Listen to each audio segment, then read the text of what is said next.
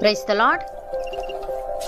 ఈరోజు దేవుని వాగ్దానము, అపహాసకులు దండింపబడగా చూచి జ్ఞానము లేని వారు జ్ఞానము నొందుదురు, వివేకులను గద్దించిన ఎడల వారు జ్ఞానవృద్ధి నొందుదురు.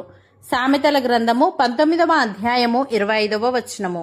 సహోదరి సహోదరులారా, ఈ వాక్యం మన ఆత్మీయ ప్రయాణంలో క్రమశిక్షణ, గద్దింపు మరియు నేర్చుకునే తత్వం యొక్క ప్రాముఖ్యతను వివరించే ఒక అద్భుతమైన వివేచన సూత్రం.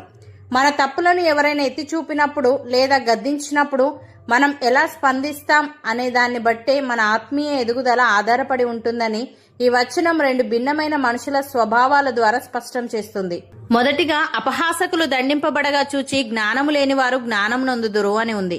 ఇక్కడ అపహాసకులు అంటే దేవుని వాక్యాన్ని, పెద్దల మాటలను తృణీకరిస్తూ ఎగతాళి చేసేవారు. అలాంటి వారు తమ మూర్ఖత్వం వల్ల ఎప్పుడైతే దండింపబడతారో అది చూసి అంతగా లోతైన వివేచన లేని, జ్ఞానము లేని వారు భయపడి మనం అలా ప్రవర్తించకూడదు అని ఒక పాఠాన్ని నేర్చుకొని జ్ఞానము నొందుతారు. తక్కువ వివేచన గలవారు తాము స్వయంగా దెబ్బతినే కంటే ఇతరులు చేసిన తప్పులకు పొందిన శిక్షను చూసి జాగ్రత్త పడతారు. ఉదాహరణకు, మోషే నాయకత్వాన్ని ధిక్కరించి అపహాస్యంతో తిరుగుబాటు చేసిన కోరాహు, దాతాను మరియు అబీరాములను దేవుడు కఠినంగా దండించాడు. భూమి నెరసి వారిని, వారి ఇళ్లను మింగివేసింది. ఈ భయంకరమైన శిక్షను చూసిన ఇజ్రాయేలీయులందరూ భయపడి దేవుని అధికారానికి, మోషే నాయకత్వానికి లోబడడం నేర్చుకున్నారు.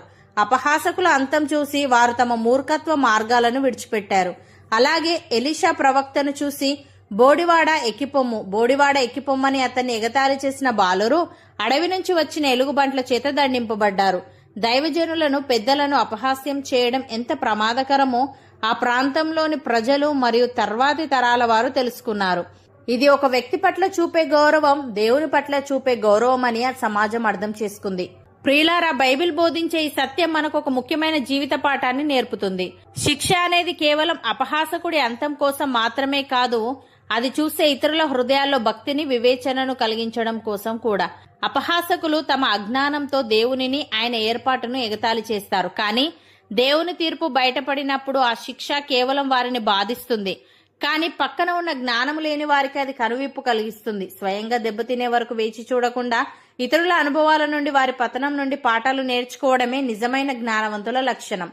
ప్రతి అపహాసకుని జీవితంలో వచ్చే దండన అనేది మిగిలిన వారికి ఒక హెచ్చరిక మరియు పాఠం. కాబట్టి మన చుట్టూ జరుగుతున్న పరిస్థితులను, దేవుడు అనుమతించే తీర్పులను గమనిస్తూ మనం ఎక్కడ ఉన్నాం, మనం ఎవరిని గౌరవిస్తున్నాం అని ప్రతి నిమిషం ఆత్మ పరిశీలన చేసుకోవడమే మనం పొందవలసిన అసలైన జ్ఞానం. రెండవదిగా, వివేకులను గద్దించిన యెడల వారు జ్ఞానవృద్ధి నొందుదురు అని ఉంది. దేవుని భయం కలిగి వివేకముతో ఉండే వ్యక్తి ప్రవర్తన పూర్తిగా భిన్నంగా ఉంటుంది.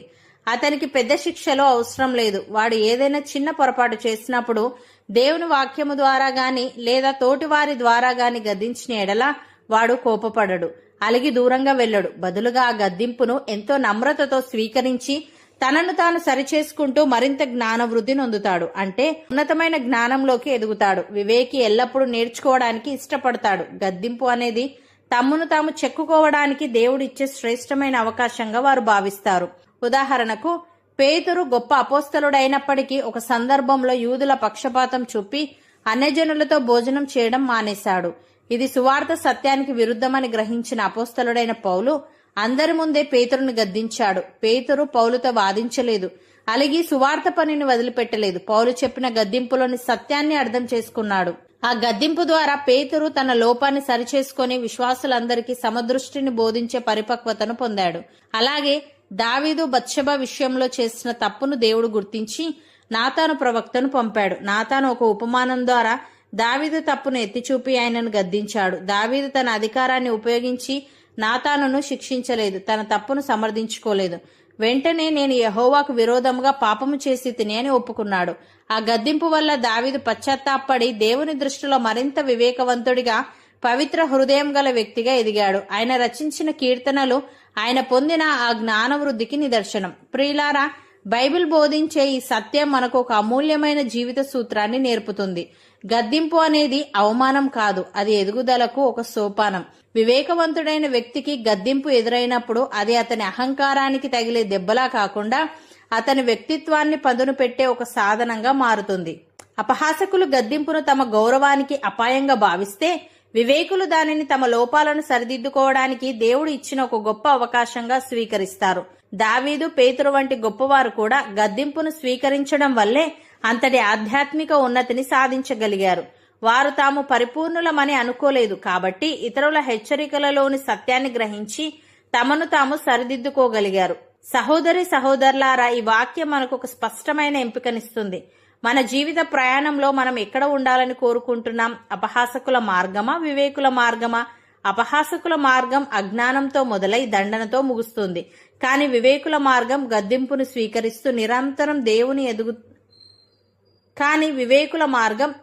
స్వీకరిస్తూ నిరంతరం దేవునిలో ఎదుగుతూ పరిపూర్ణతను సాధించే ఉన్నతమైన మార్గం.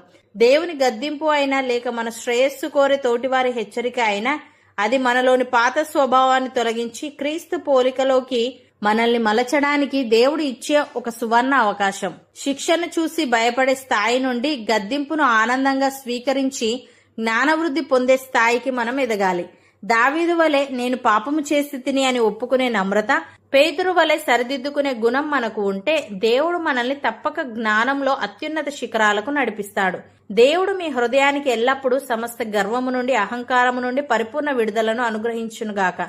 గద్దింపులను, ఉద్దేశాలను సంతోషంగా స్వీకరించే శ్రేష్టమైన నమ్రతను, దైవిక వివేకాన్ని దేవుడు మీకు స్థిరపరచునుగాక. దేవుని పరలోకపు జ్ఞానము మిమ్మల్ని ప్రతిరోజు ఆవరించి మీ వృత్తి జీవితాన్ని మరియు మీ కుటుంబాన్ని ఉన్నతమైన ఆశీర్వాదాలతో నడిపించునుగాక. అవును అన్నవారు నాతో పాటు ప్రార్థనలో ఏకీభవించండి. పరిశుద్ధుడా, ప్రేమగల తండ్రి, అపహాసకులు దండింపబడగా చూచి జ్ఞానము లేని వారు జ్ఞానం నొందుదురని, వివేకులను గద్దించిన ఎడల వారు జ్ఞానవృద్ధి నొందుదురని, మా తప్పులను ఎవరైనా ఎత్తి చూపినప్పుడు లేదా గద్దించినప్పుడు మేము ఎలా స్పందిస్తామనే దాన్ని బట్టే మా ఆత్మీయ ఎదుగుదల ఆధారపడి ఉంటుందని నీవు సెలవిచ్చావు. తండ్రి, నీకు స్తుతులు. దేవా, ప్రతి అపహాసకుని జీవితంలో వచ్చే దండన అనేది మిగిలిన వారికి ఒక హెచ్చరిక మరియు పాఠం గనుక మా చుట్టూ జరుగుతున్న పరిస్థితులను నీవు అనుమతించే తీర్పులను గమనిస్తూ మేము ఎక్కడ ఉన్నా, మేము ఎవరిని గౌరవిస్తున్నామని ప్రతి నిమిషం ఆత్మ పరిశీలన చేసుకోవడమే మేము పొందవలసిన అసలైన జ్ఞానం. గనుక ఎవరైనా మమ్మల్ని గద్దించినప్పుడు, మాలోని లోపాలను ఎత్తిచూపినప్పుడు కోపపడకుండా లేదా అహంకారంతో ప్రవర్తించకుండా ఆ గద్దింపును మమ్మల్ని మేము సరిదిద్దుకోవడానికి నీవు ఇచ్చిన ఒక గొప్ప అవకాశంగా స్వీకరించే మనస్సును కలిగి ఉండుటకు సహాయము దయచేయమని, వివేకవంతుడైన వ్యక్తికి గద్దింపు ఎదురైనప్పుడు అది అతని అహంకారానికి తగిలే దెబ్బలా కాకుండా అతని వ్యక్తిత్వాన్ని పదును పెట్టి ఒక సాధనంగా మారుతుంది. గనుక నీవు పంపే గద్దింపులను స్వీకరించే మెత్తని హృదయాన్ని కలిగి ఉంటూ మా అనుభవాల ద్వారా మరియు నీ వాక్య ఉపదేశాల ద్వారా నిరంతర జ్ఞానవృద్ధి పొందుతూ నీకు ఇష్టమైన వారిగా ఎదుగుటకు కృపచూపమని, ఈ వాగ్దానాన్ని నమ్మి ప్రార్థనలో ఏకీభవిస్తున్న ప్రతి ఒక్కరిని వివేకవంతులుగా మార్చి గద్దింపును స్వీకరించి నీ జ్ఞానంలో దినదినము అభివృద్ధి చెందే భాగ్యాన్ని పొందుకునేలా చేయమని యేసుక్రీస్తు నామమున ప్రార్థిస్తున్నాము తండ్రి. ఆమెన్.